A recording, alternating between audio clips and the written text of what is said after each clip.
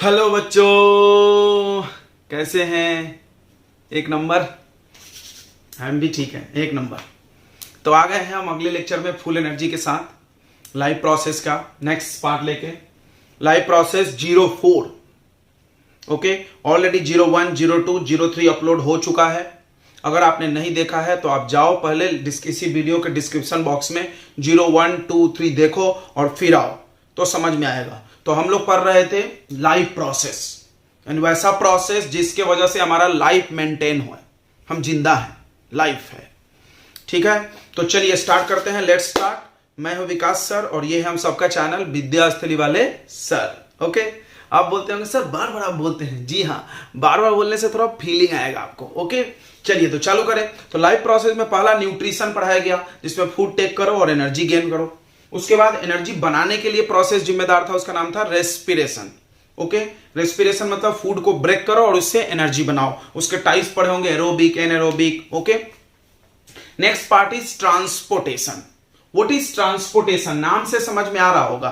Transport word का क्या मतलब है? ट्रांसपोर्ट, ट्रांसपोर्ट मतलब transfer from one place to another place. बहुत सिंपल है। Transport means transfer from one place to another place. Okay, the same definition is here. What is transportation? The transfer of materials from one place to another place in our body is called transportation. This is also called molecular movement. आपने chapter के starting में पढ़ा था कि living होने का ये evidence है कि मॉलिक्यूलर मूवमेंट होना चाहिए। ओके, तो ये मॉलिक्यूलर मूवमेंट क्या है? ट्रांसपोर्टेशन। अब एक सवाल होगा कि हमारे बॉडी में क्या मूव होता है और क्यों मूव होता है, किस चीज क्या जरूरत है। तो देखिए, आप शुरू से जो सुनते आ रहे हो उसमें सुने थे इस कहानी को आपने, ये सारी चीजें आपने सुना था। देखो, खाना आपने खाया, पेट में डाइजेशन हुआ, डाइजेशन पेट में हुआ, बट इसको चाहिए कहां? इस फूड की जरूरत कहां है? पूरे पार्ट में चाहिए, पूरे बॉडी को चाहिए, हर सेल को चाहिए फूड। तो इस डाइजेस्टेड फूड को क्या करना पड़ेगा? पूरे सेल तक ले जाने की जरूरत पड़ेगी। कौन ले गया था? ब्लड। ओके, आपने जब एयर सक किया तो कहां गया एयर? लंग्स में। बट एयर की जरूरत कहां है? ऑक्सीजन की जरूरत कहां है? All parts of body. तो हर पार्ट तक भेजना पड़ेगा, क्योंकि हम हर पार्ट तक डायरेक्ट ले नहीं जा सकते। तो क्या करना होगा? लंग्स तक ले जाओ, लंग्स से ब्लड में डाल दो और ब्लड लेकर के जाएगा, ब्लड में हीमोग्लोबिन, ऑक्सीजन को। राइट, आपने पढ़ा था ये चीज। ओके, और आपने देखा होगा कि जब उधर ऑक्सीजन गया और ऑक्सीजन से फूड बर्न हुआ और फूड बर्न होने के बाद, ब्रेक होने के बाद कार्बन डाइऑक्साइड बना, तो उस कार्बन डाइऑक्साइड को रिमूव भी करना पड़ेगा। तो रिमूव करने के लिए भी कुछ चाहिए सिस्टम। समझ में आ रहा है? यानी क्या चीज हो गई कि हर सेल तक हमको फूड ट्रांसफर करना है, हर सेल तक हमको ऑक्सीजन ट्रांसफर करना है, हर सेल से वेस्ट मटेरियल जो जनरेट हो रहा है, कार्बन डाइऑक्साइड या अदर वेस्ट, यूरिया वगैरह, उसको रिमूव करना है। इन वजह से हमको जरूरत है ट्रांसपोर्टेशन की। ओके, तो क्या ट्रांसपोर्टेशन की जरूरत क्या है? एक सिंपल चीज, यूनिसेलुलर में कोई ट्रांसपोर्टेशन सिस्टम नहीं होता है भाई। एक ही सेल तो है, तो सिस्टम की जरूरत क्या है? वो जितना भी सिस्टम है सब मल्टी सेलुलर में होता है। क्यों नहीं होता? कि यूनिसेलुलर को हमने बताया था, यूनिसेलुलर एक ही सेल है, उसमें जो भी उसको चाहिए इन्वायरमेंट के टच में है। एक ही सेल है और इन्वायरमेंट के टच में है, तो डायरेक्ट इन्वायरमेंट से ले लेगा। फूड चाहिए ले लिया डिफ्यूजन से, और अपना ऑक्सीजन चाहिए तो ले लिया, वेस्ट चाहिए तो फेंक दिया। कोई सिस्टम की जरूरत नहीं है। बट हमारे बॉडी में तो ऐसा नहीं है ना भाई। ये ऊपर का चमड़ी डायरेक्ट कांटेक्ट में है, मान लो ये ले सकता है, लेकिन इसके अंदर वाला, उसके अंदर वाला, उन सेल को फूड कौन पहुंचाएगा? ऑक्सीजन कौन पहुंचाएगा? यानी उनको आपको ले जाके देना पड़ेगा। That is we need transportation system in multi cellular organism, not in unicellular. तो बोला इन मल्टी सेलुलर ऑर्गेनिज्म में दे एक्वायर, वो लेते हैं food, oxygen and water at one part of body. हम लोग फूड कहां ले रहे हैं? स्टोमक में। स्टोमक में फूड रहता है अपना। ओके, लंग्स में आता है ऑक्सीजन। ओके, वाटर भी हमारे पेट में आ रहा है, बट इसकी जरूरत कहां है? पूरे पार्ट्स को, one part of body. But it is essential to the all parts of body. लेकिन ये जरूरी है हर पार्ट तक। तो क्या करना होगा? Transportation. This is the first need. ये जरूरत है कि आप लेते हो किसी एक पार्ट में, बट जरूरत पूरे बॉडी में है। सेकेंड नीड इज मल्टीसेलुलर, वो जो हमने बताया, in multicellular organism all cells are not in direct contact to the atmosphere, so they can not take food, oxygen, water directly from atmosphere. बराबर है? यानी मल्टीसेलुलर में सारे सेल इन्वायरमेंट के टच में नहीं है, तो डायरेक्ट नहीं ले सकते, तो हमको उसको ट्रांसफर करके देना पड़ेगा। ये चीज क्लियर हो गया। नीड ट्रांसपोर्टेशन क्या है? क्लियर हो गया।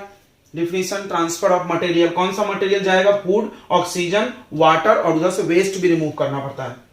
अब आता है ह्यूमन के बारे में ज्यादातर पढ़ना आपको। ह्यूमन में पढ़ा डाइजेशन, न्यूट्रिशन, फिर ह्यूमन में पढ़ा रेस्पिरेशन, तो ह्यूमन में ट्रांसपोर्टेशन। ओके, चलिए, तो ह्यूमन में ट्रांसपोर्टेशन आपको पता होगा, ह्यूमन मल्टी सेलुलर है और मोस्टली मल्टी सेलुलर में हर काम को करने के लिए ऑर्गन सिस्टम बना हुआ है। तो एक ट्रांसपोर्ट करने के लिए भी ट्रांसपोर्टेशन सिस्टम बना है। What is system? System is collection of organs. तो इसमें भी कुछ ऑर्गन्स होंगे। तो कितने ऑर्गन आते हैं ह्यूमन ट्रांसपोर्टेशन सिस्टम में?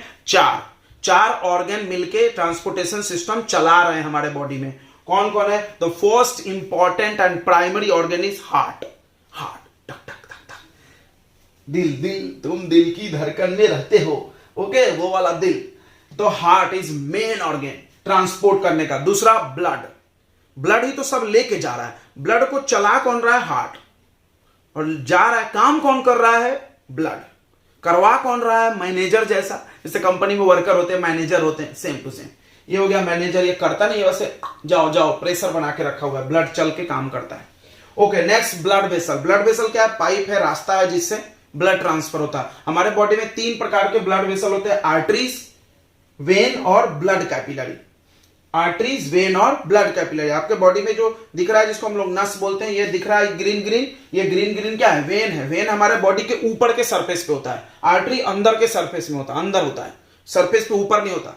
क्यों नहीं होता है? क्योंकि आर्टरी में ब्लड ज्यादा प्रेशर से फ्लो करता है, ऊपर रहेगा फट सकता है या हम दबा देंगे तो प्रॉब्लम हो सकता है। लेकिन वेन में ब्लड लो प्रेशर, ये देखो हम इसको प्रेस भी कर देंगे तो कुछ होने वाला नहीं है, क्योंकि इसमें ब्लड बहुत लो प्रेशर में जाता है। ब्लड कैपिलरी दिखेगा नहीं आंखों से, because they are very fine tube, ये हेयर जैसा होता है, ठीक है।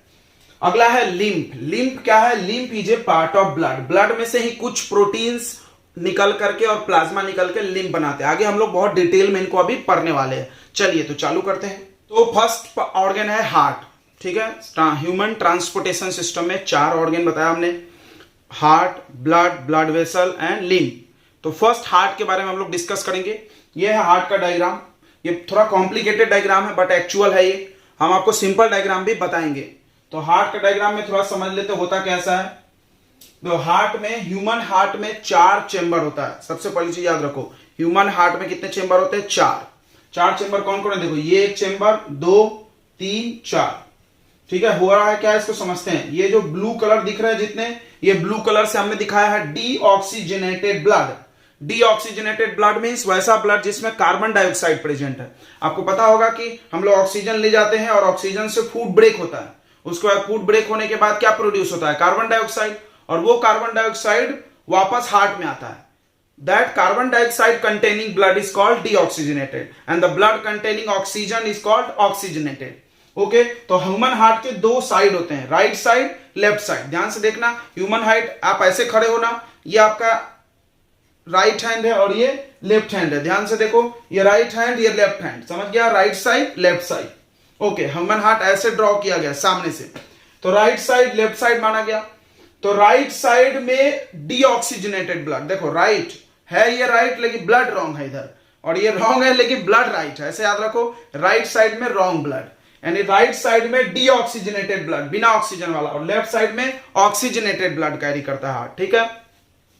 वो क्या रहा है, अपने पूरे बॉडी से वेन ब्लड को, डीऑक्सीजनेटेड ब्लड को हार्ट में लाता है। तो वेन जब कनेक्ट हो जाता है तो एक मोटा ट्यूब का फॉर्मेशन करता है, ठीक है। तो उस मोटा ट्यूब के नाम में थोड़ा सा चेंज करके वेन के जगह वेना लिखा हुआ है, वेना कावा, यानी vena cava is a thick when, मोटा, यानी कलेक्शन ऑफ ऑल वेन्स। बहुत सारे वेन पतले पतले होंगे, वेन जब ज्वाइन होकर थिक ट्यूब बनेगा, that is called vena cava. तो ये वेना कावा ऊपर से ब्रेन से भी ला रहा है, देखो यहां से, ये ब्रेन से आ रहा है, upper part of the body, या बॉडी के ऊपर हिस्से से ब्लड आ रहा है और बॉडी के निचले हिस्से से। 2 रास्ते हैं हार्ट में घुसने का, ये घुस के यहां आया। हार्ट ब्लड रिसीव कैसे करता है? Heart is a pumping organ, pump करने जैसा है। आप इसको ऐसे समझो, ये बॉटल है, ये हार्ट जैसा है, ओके।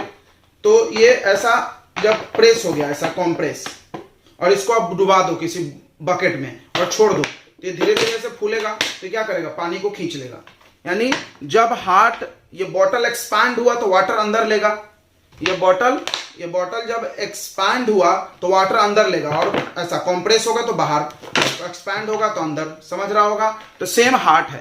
हार्ट भी ऐसा ही पंपिंग ऑर्गन जैसा काम करता है। जब वो कॉन्ट्रैक्ट होगा तो ब्लड को पंप आउट करेगा, जब वो एक्सपांड होगा तो ब्लड को रिसीव करेगा। तो ब्लड रिसीव कब होगा? तो पहले हार्ट एक्सपैंड करेगा। व्हेन हार्ट एक्सपैंड को हम लोग बोलते हैं डायस्टॉल।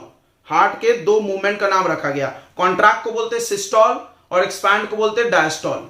तो when heart expand it receive blood through vena कावा। कहां रिसीव कर रहा है? राइट आर्टरियम में। कहां रिसीव कर रहा है? राइट आर्टरियम में। क्लियर हुआ? हार्ट के राइट साइड में डीऑक्सीजनेटेड ब्लड, राइट में रॉन्ग ब्लड, रॉन्ग साइड में राइट ब्लड। राइट को हम लोग, राइट हैंड को हम लोग अच्छा साइड मानते हैं ना, तो यहां रॉन्ग साइड का ब्लड है, डीऑक्सीजनेटेड। ओके, तो जब हार्ट एक्सपैंड होगा तो it receive blood from whole part of the body. Which type of blood? Deoxygenated blood. It receive deoxygenated blood when it expand through vena cava। किसके मदद से? Vena cava. Okay, यहां आ गया, तो ये ब्लड आ गया इस चेंबर में। यहां पे एक वॉल्व है। वॉल्व मतलब जैसे मान लो ये ब्लड इसमें भर गया, फिर यहां से नीचे आएगा, फिर जब हार्ट ऐसा प्रेस होगा तो ये ब्लड वापस जा सकता है ना। बिल्कुल, जैसे साइकिल के ट्यूब में हम लोग हवा डालते हैं, हवा डालते हैं तो जाता है लेकिन वापस नहीं आता, क्योंकि उसके अंदर वाल्व होता है। सबने ये नाम सुना होगा, वाल्व, VLV। तो वाल्व क्यों लगा होता है? To prevent back flow, to prevent back flow of blood, यानी ब्लड लौट के वापस नहीं आना चाहिए, इसीलिए वाल्व है। मतलब इसमें ब्लड एक बार चला गया नीचे तो वापस नहीं आएगा, हार्ट ऐसा पिचकेगा तो भी नहीं आएगा। क्लियर हो गया? तो हार्ट में ये ब्लड आया, वेना कावा से आया। कब आया? जब हार्ट एक्सपैंड हुआ। एक्सपैंड होने को क्या बोलते हैं? डायस्टॉल। फिर ये वॉल्व के थ्रू इधर आ गया सेकंड चेंबर में। What is the name of second chamber? Ventricle. दो नाम याद करो, आर्ट्रियम और वेंट्रिकल। बस एक बार राइट और एक बार लेफ्ट। देखो 4 चेंबर का नाम, right atrium, right ventricle, left atrium, left ventricle. यानी दो ही नाम याद करना है, आर्ट्रियम और ventricle.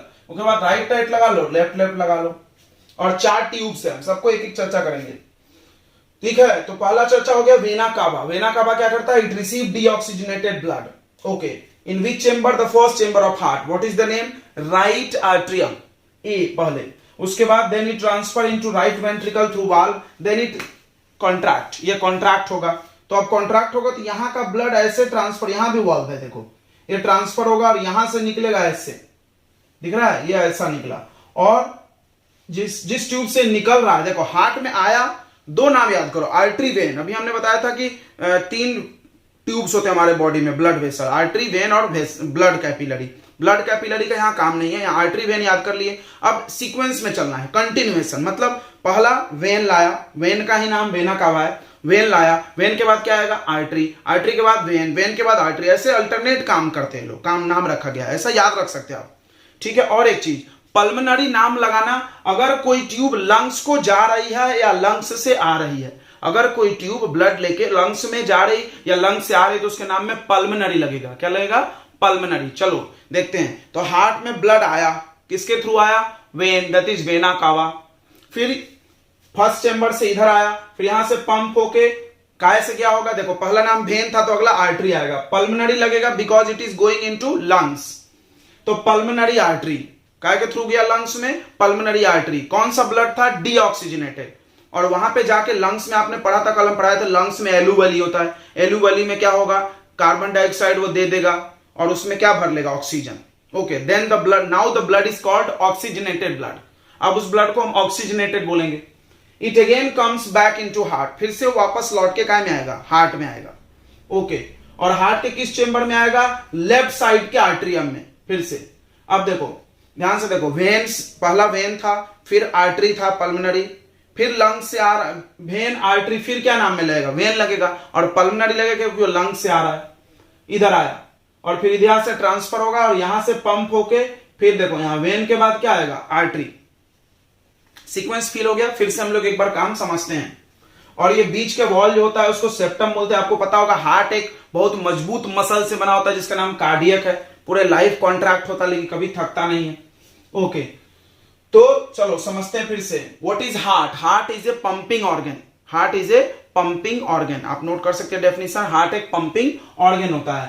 Human heart has 4 chambers. Human heart में 4 चेंबर होता है, 2 ही नाम याद रखना है, चेंबर 4 हो जाएगा, एक आर्ट्रियम और एक ventricle, right atrium, right ventricle, left atrium, left ventricle. Okay done.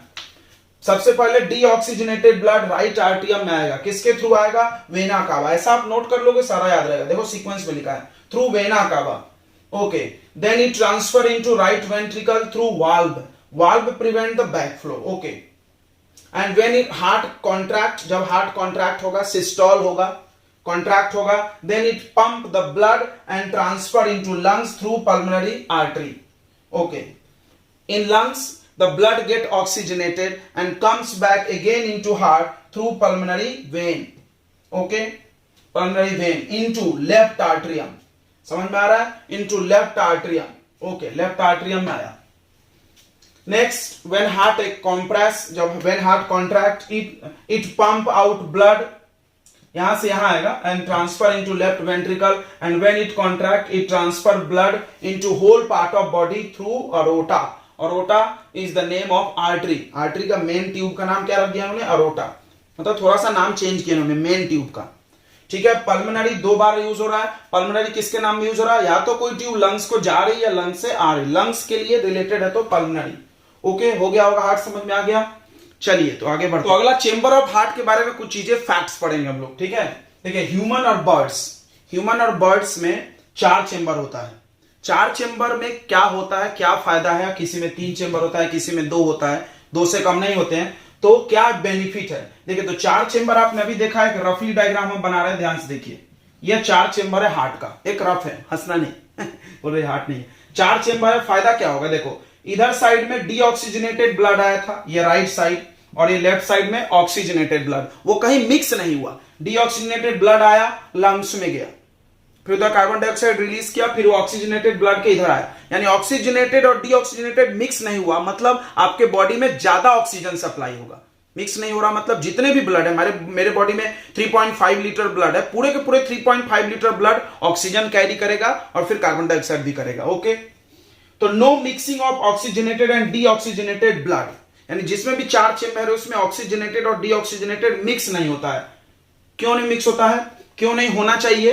Because they need high energy to maintain their body temperature. आपको पता होगा ह्यूमन और बर्ड वार्म ब्लडेड होते हैं, गर्म खून होता है हम लोग का। तो वार्म ब्लडेड यानी खून को गर्म रखने के लिए ज्यादा एनर्जी चाहिए, और ज्यादा एनर्जी के लिए एनर्जी कैसे प्रोड्यूस होता है? फूड के ब्रेक डाउन होने से। एरोबिक रेस्पिरेशन हम लोगों में होता है, यानी ऑक्सीजन के प्रेजेंस में फूड टूटेगा। तो फूड तभी टूटेगा जब ज्यादा ऑक्सीजन मिलेगा, तो ज्यादा एनर्जी बनेगा, यानी ज्यादा एनर्जी है तो ज्यादा ऑक्सीजन चाहिए। ओके, तो ज्यादा ऑक्सीजन के लिए मिक्सिंग अलाउ नहीं है, और आपके बॉडी में मिक्स होने लगेगा तो हम लोग एनर्जी सप्लाई कम होगा, तो हम लोग मर जाएंगे।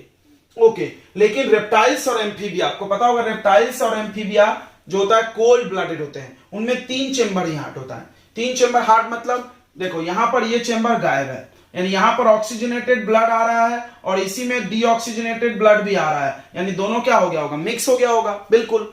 तो अब हमारे उसके बॉडी में मान लो 3.5 लीटर ब्लड होगा, मान लो, तो उसमें से क्या होगा? Some blood is carrying oxygen and some is carrying carbon dioxide, so the total blood will not transfer only oxygen, यानी amount of oxygen supply in their body will be less than us. हमारे अपेक्षा उसके body में कम energy चाहिए होगा। बिल्कुल।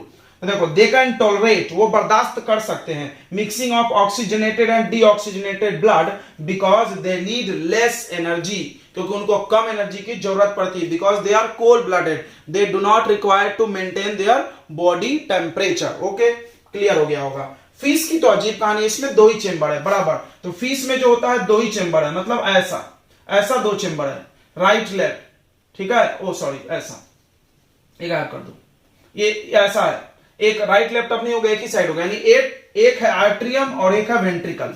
ऊपर वाला आर्ट्रियम होता है, वेंट्रिकल। आर्ट्रियम क्या करता है? ब्लड रिसीव करता है, वेंट्रिकल पंप करता है। बिल्कुल। तो फिश में 2 ही क्यों होता है, इसको हम बता रहे हैं। फिश का होता है सिंगल सर्कुलेशन सिस्टम, ध्यान से समझेंगे, और इन दोनों में होता है डबल सर्कुलेशन सिस्टम, मतलब जिसमें 3 चेंबर है और जिसमें 4 चेंबर है उसमें होता है double circulation system. Double circulation system, ध्यान से समझेंगे। What is double circulation system?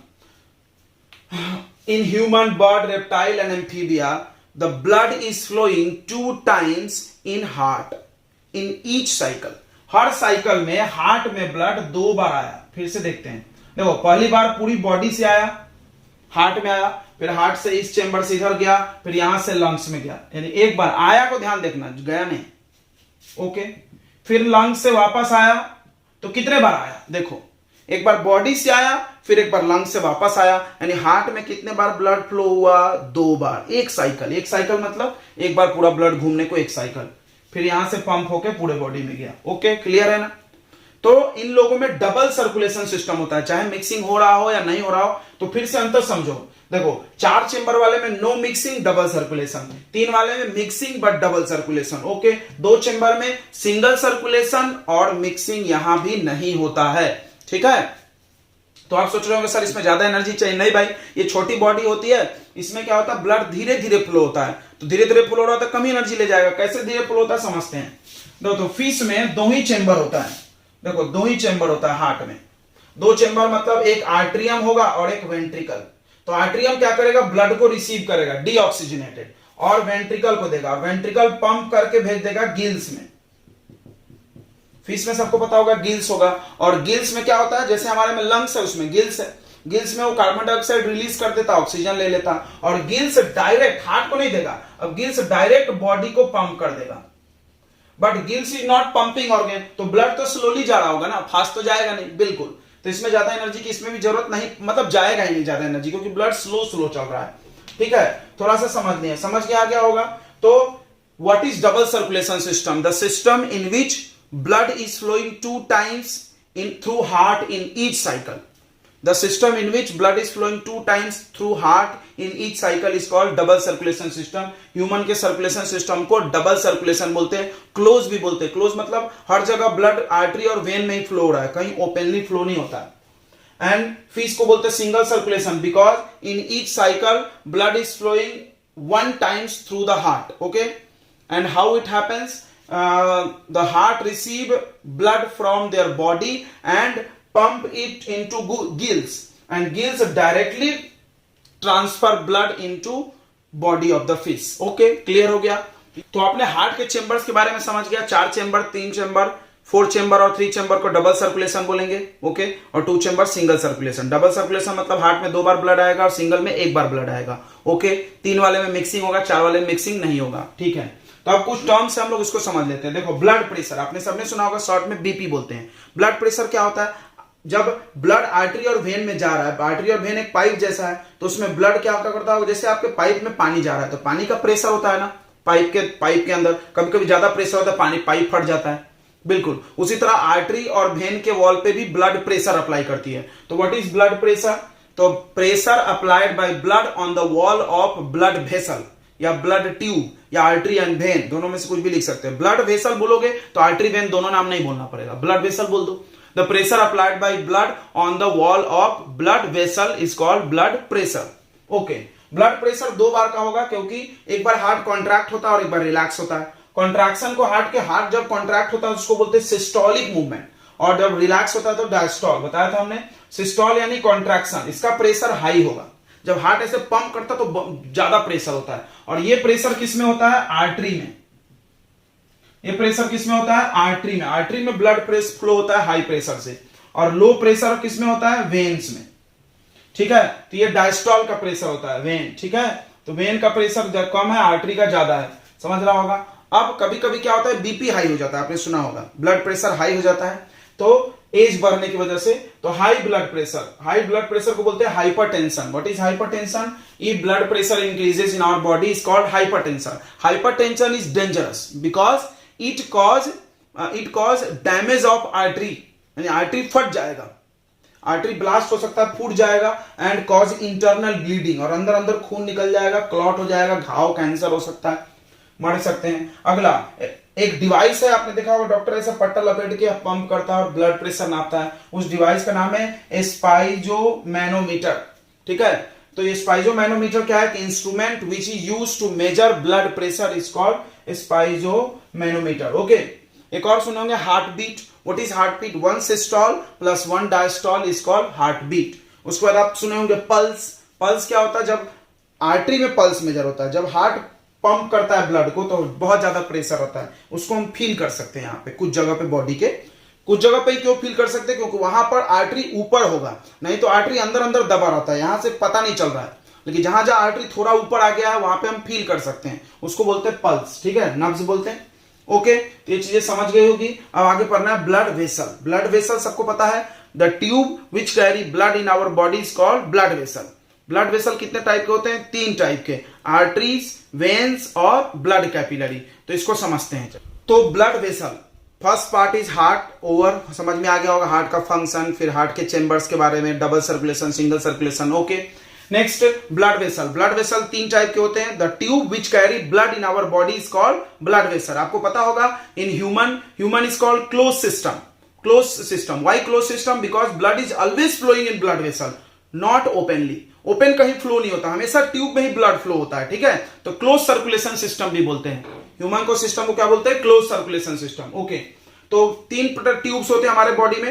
Actually एक ही ट्यूब है, बट इसका नाम अलग अलग जगह पर अलग अलग है, ध्यान से समझेंगे हम लोग। पहला होता है आर्टरी, दूसरा वेन और तीसरा ब्लड कैपिलरी। ओके, आर्टरी क्या होता है, तो आपने हार्ट में देखा था, हार्ट में देखे थे आपने, ये देखिए हार्ट है, ये 4 चेंबर। तो हार्ट में आपने देखा था कि हार्ट के जो ये चेंबर था, क्या नाम था इसका, आर्ट्रियम वेंट्रिकल, लेफ्ट वेंट्रिकल। इसमें से ब्लड लेके जो पूरे बॉडी में ट्रांसफर कर रहा था, उसको कौन सा बोलते थे हम लोग, अरोटा या आर्टरी। तो what is artery, it carry, यहां लिख लेना, it carry oxygenated blood from heart to whole body. Heart से लेकर के पूरे बॉडी तक ये ऑक्सीजनेटेड ब्लड को कैरी करता है, ऑक्सीजन वाला ब्लड। ओके, इसमें वेन क्या करता है, पूरे बॉडी से जो कार्बन डाइऑक्साइड वाला ब्लड है, यानी डीऑक्सीजनेटेड ब्लड को, उसको हार्ट में ले जाता था, बराबर, वेना कावा बोलते थे। और किस चेंबर में जाता था, ये था राइट आर्ट्रियम, पहला ए है फिर वी है, याद हो गया होगा। Deoxygenated blood from whole body to heart, पूरे बॉडी से हार्ट में। अगला, the blood flowing in the artery have high pressure, why, because heart उसमें कॉन्ट्रैक्ट करा है। देखो, हार्ट ऐसे कॉन्ट्रैक्ट हुआ तो ब्लड इसमें आया, हार्ट एक्सपैंड हुआ तो ब्लड इसमें आया। तो कॉन्ट्रैक्ट और एक्सपैंड में प्रेशर किसका जाता है, हमने पढ़ाया था अभी, कॉन्ट्रैक्ट को बोलते हैं सिस्टोल और उसका प्रेशर ज्यादा है, यानी इसमें ब्लड का प्रेशर हाई होता है और इसमें ब्लड का प्रेशर लो होता है। जब इसमें प्रेशर हाई है तो इसको मोटा रखना पड़ेगा, नहीं तो ये फट जाएगी। तो थिक वॉल्व, इसका thin valve. No valve is present, valve क्यों रखता है, ताकि ब्लड वापस नहीं आए। इसमें तो जो आर्टरी में जो ब्लड जा रहा है, आर्टरी में, वो बहुत स्पीड से जा रहा है, हाई प्रेशर, तो पीछे लौटने का कोई चांस नहीं है। इसमें ब्लड जो है वो धीरे धीरे जा रहा है, तो पीछे लौट सकता है, ऐसा चल रहा है, गिर सकता है। तो क्या होगा, valve is present to prevent the back flow. Valve का एक ही काम होता है, to prevent the back flow of blood. तो ब्लड के बैक फ्लो को रोकने के लिए इसमें वाल्व प्रेजेंट होता है। अगला आपने एक नाम सुना होगा, चलो याद कराते हैं। यहां से आया वेन, देखो यहां से आया वेन, फिर यहां से लंग्स में लेके गया था कौन, पल्मनरी। लंग्स में लेके कौन गया था बताइए, पल्मनरी। वेन के बाद आर्टरी बताए थे, यानी पल्मनरी आर्टरी किसको कैरी कर रहा है, पल्मनरी आर्टरी किसको कैरी कर रहा है, पल्मनरी आर्टरी किसको कैरी कर रहा है, पल्मनरी आर्टरी डीऑक्सीजनेटेड ब्लड, क्योंकि डीऑक्सीजन, देखो pulmonary artery carry deoxygenated blood from heart to lungs. Okay, उसके बाद लंग्स से आने वाला ट्यूब था एक, उसका नाम क्या होगा, देखो ये वेन, फिर ये पल्मनरी आर्टरी या वेना कावा, वेन एक ही होता है, याद रखना, इसको पकड़ना मत। वेन, पल्मनरी आर्टरी, फिर ये क्या आएगा, पल्मनरी वेन, आर्टरी के बाद वेन। तो pulmonary vein carry oxygenated blood from lungs to heart. Clear है। अगला ध्यान से इसको समझते हैं, नेक्स्ट पॉइंट को, ये आपने नोट कर लिया होगा। देखिए, ये हमारे हार्ट से आ रहा है एक मेन ट्यूब, जिसका नाम है आर्टरी, इसका मोटा वॉल है, ठीक है। इसमें ब्लड हाई प्रेशर से भी फ्लो हो रहा, वाल्व भी नहीं है। फिर क्या होता, इतना मोटा होता है कि हर सेल तक तो पहुंच नहीं सकता ब्लड, लेकिन ब्लड को हर सेल तक पहुंचाना है। तो क्या हो गया, आर्टरी एकदम बहुत पतले पतले ट्यूब में बढ़ जाएगा, वेरी फाइन यार, इतना फाइन, ये आपके हेयर जितना फाइन। और these fine tubes are called blood capillary, यानी आर्टरी ही डिवाइड होके क्या बनता है, ब्लड कैपिलरी बनता है। देखो नाम एक ही है, देखो ये पहले आर्टरी था, बाद में अब एकदम पतला पतला जब डिवाइड हो गया तो इसका नाम हो गया कैपिलरीज। अब क्या होगा, कैपिलरी क्या करेगा, कैपिलरी का वॉल पतला होता है। देखो इसका वॉल मोटा है, इसका वॉल पतला है, क्यों, एकदम पतला पतला है, इसमें थोड़ा थोड़ा ब्लड जा रहा है, प्रेशर भी एकदम कम होगा। तब क्या होगा, ये इजीली इसके अंदर जो भी ब्लड के अंदर मटेरियल है, चाहे फूड है, चाहे ऑक्सीजन है, चाहे वाटर है, वो सेल को दे देगा। सेल को ट्रांसफर कर देगा। समझ में आ रहा है सबको? मेन मकसद क्या है? ब्लड को सेल तक पहुंचाना है, सेल के कांटेक्ट में आना चाहिए। सेल तो बहुत छोटा होता है, उस सेल तक आर्टरी पहुंच नहीं सकता क्योंकि आर्टरी मोटा है, कैसे पहुंचेगा? और वाल भी मोटा है, कोई भी चीज आर पार नहीं कर सकता आर्टरी के वॉल से, तो हमको इसको पतले पतले ट्यूब में बांटना पड़ा और उसका वाल भी पतला करना पड़ा। उसका नाम क्या था? कैपिलरी। कैपिलरी क्या करेगा? ब्लड कैपिलरी क्या करेगा? इसका थीन वॉल है, थीन वॉल है तो इजीली डिफ्यूजन प्रोसेस से it can transfer oxygen, food, water into cell, और इसमें से कार्बन डाइऑक्साइड वगैरह ले लेगा, और लेने के बाद ये फिर वापस ऐसे आगे धीरे धीरे बढ़ रहा है और फिर आके ज्वाइन होने लगेगा। ध्यान से समझना, ये ज्वाइन होने लगा और ज्वाइन होके फिर से मोटा ट्यूब बन गया। समझ रहा है सबको? ध्यान समझो, एक मोटा ट्यूब आया हार्ट से, उसका नाम था आर्टरी, एकदम पतले पतले ट्यूब में डिवाइड हो गया ताकि ब्लड को हर सेल तक पहुंचा सके। ओके, उसके बाद फिर वो ज्वाइन हो गया और ज्वाइन होकर के ब्लड तो अपना चल रहा है, ब्लड कहीं रुका नहीं है, और ज्वाइन होकर के एक ट्यूब बन गया, दैट इज वेन। क्या बात है! तो हमने आपको बोला था ना एक ही ट्यूब है, बस नाम बदला हुआ है जगह जगह के हिसाब से। यही हो रहा है हमारे बॉडी में, ठीक है? समझ गया होगा? देखो, they get divided to form blood capillary. Artery divide होके ब्लड कैपिलरी बनता है और यहां उल्टा ब्लड कैपिलरी ज्वाइन होके क्या बनता है? वेन। तो आपको ब्लड कैपिलरी भी क्लियर हो गया होगा, नहीं हो गया तो फिर से एक बार सुन लेंगे जल्दी से। What is blood capillaries? तो blood capillaries are very fine tubes which is formed when artery get divided. Yeah, it is formed by artery. Okay, it has very thin wall, so it can transfer easily food, oxygen and water to the cell. Okay, yani it help in diffusion, fast diffusion. Okay, now again blood capillary के wall पे छोटे छोटे pores होते हैं, याद रखना, छेद होते हैं जिससे वो आसानी से किसी चीज को दे सकता है, ले सकता है, डिफ्यूजन भी तेज होगा। थीन वॉल है, एकदम फटाफट करने के लिए ब्लड कैपिलरी बनाया गया था। What is the need of blood capillary? समझ में आ गया होगा। ब्लड कैपिलरी नहीं होता तो डिफ्यूजन नहीं होता भाई, क्योंकि ये बहुत पतला वाल चाहिए। आर्टरी का तो मोटा वाल था तो उसको पतला बनाना पड़ा। आर्टरी से क्यों नहीं दे सकते? उसमें प्रेशर भी हाई है, आप देखो तो डायरेक्ट दिक्कत होगा, मोटा वाल भी है, तो इसको एकदम पतला पतला डिवाइड किया, एकदम पतला, इतना पतला हेयर जैसा, और हर सेल तक पहुंच भी सकेगा, पतला होगा तो, छोटा छोटा होगा तो, ठीक है? तो ये इजीली डिफ्यूजन में मदद करने लगा। फिर ये ज्वाइन हो गया, अब इसके अंदर तो कार्बन डाइऑक्साइड होगा क्योंकि उसने ऑक्सीजन दे दिया और कार्बन डाइऑक्साइड ले लिया। अब ये ज्वाइन होकर क्या बन जाता? वेन। क्लियर हो गया होगा? ब्लड कैपिलरी भी। तो ब्लड वेसल खत्म, नेक्स्ट है लिम्फ। तो लिम्फ कहां से फॉर्म हुआ? लिम्फ, ठीक है? तो समझते हैं। देखो, अभी आपने देखा कि आर्टरी है, आर्टरी पतले पतले ट्यूब में डिवाइड हो गया जिसका नाम क्या था? Blood capillary. और ब्लड कैपिलरी के वॉल में पोर होते हैं ताकि इजीली मटेरियल का ट्रांसपोर्ट हो सके, लेन देन हो सके, एक्सचेंज हो सके। बट इस पोर्स के कुछ डिसएडवांटेज है। इस पोर्स से ब्लड के कुछ पार्ट बाहर निकल जाते हैं, ठीक है? और कहां जाते हैं? इंटरसेलुलर स्पेस में, सेल के स्पेस के बीच में, ठीक है? कुछ चीजें आएंगे क्योंकि छेद बहुत छोटा होता है, उसमें बड़े बड़े पार्टिकल क्रॉस नहीं करेंगे, ठीक है? और ये सेल के बीच में फ्लो होने लगता है। इंटरसेलुलर स्पेस, टिश्यू, सेल के बीच का स्पेस या टिश्यू के बीच के स्पेस में फ्लो होने लगता है और इसी को बोलते हैं हम लोग लिम्फ। ओके, तो लिम्फ क्या है? लिम्फ एक टिश्यू फ्लूइड है। Why it is called tissue fluid? Because it flow in intercellular space in tissue, यानी सेल के बीच में जो स्पेस होता है उसमें वो फ्लो होता है, इसलिए टिश्यू का फ्लूइड नाम रख दिए। It is a part of blood, बिल्कुल वही बोल सकते हैं हम लोग। कहां से आया भाई? तो ये ब्लड से ही आया है। It is a part of blood. कैसे आया है? The tiny pores present on the wall of blood capillary show the some plasma, some protein, कुछ protein and WBC, white blood cell come out from the blood capillary, blood capillary से बाहर आ जाता है and this is called lymph. Lymph के अंदर ये तीन चीज होता है, not RBC, red blood cell नहीं है क्योंकि उसका साइज बड़ा होता है, वो क्रॉस नहीं करेगा पोर को। तो जब रेड ब्लड सेल नहीं है तो कैसा होगा? कलरलेस। समझ में आ गया होगा? ओके, अब ये लिम्फ का होता क्या है? तो देखो, लिम्फ वापस फिर जाके ब्लड में घुस जाता है।